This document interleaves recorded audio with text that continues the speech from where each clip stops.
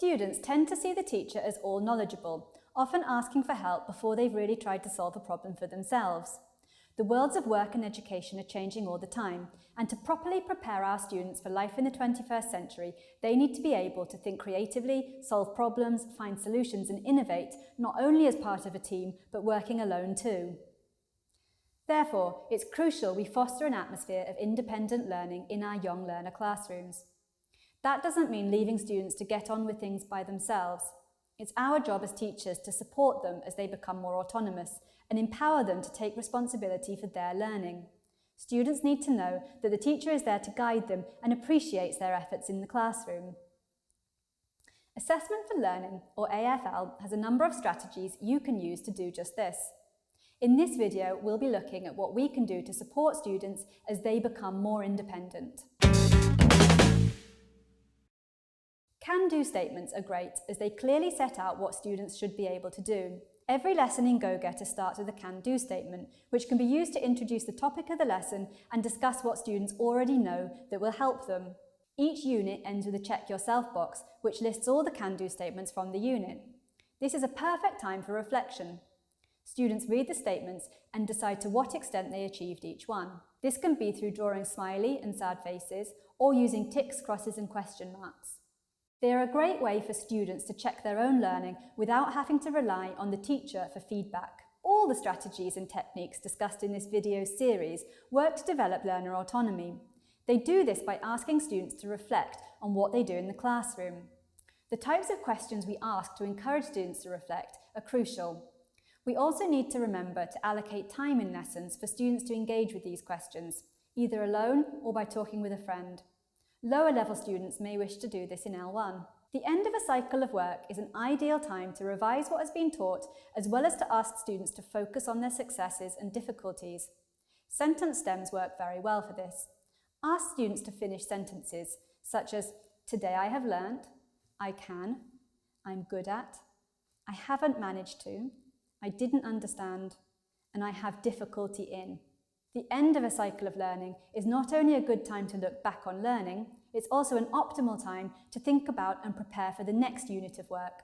Some thought-provoking questions to ask students might be, how successful is my learning? How am I learning it?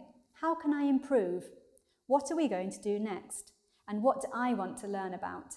You'll find plenty of opportunities integrated into every lesson if you are using GoGetter. The teacher's notes for finishing lessons all include tips on self-reflection strategies, such as this.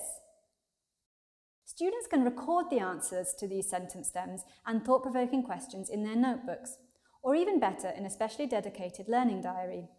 These can be made by students and updated throughout the school year. Encourage students to look back on the things they wanted to improve so they can feel a real sense of achievement. Or if they're not making progress, then work with them to figure out why. Make sure you provide plenty of support, as this will be difficult for students at first.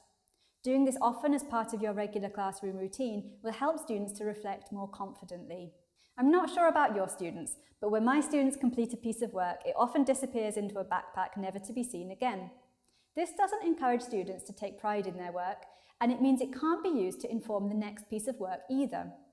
That's why some students continue to make the same mistakes over and over again. A learning portfolio is a great way to help students keep track of their work and to become more autonomous.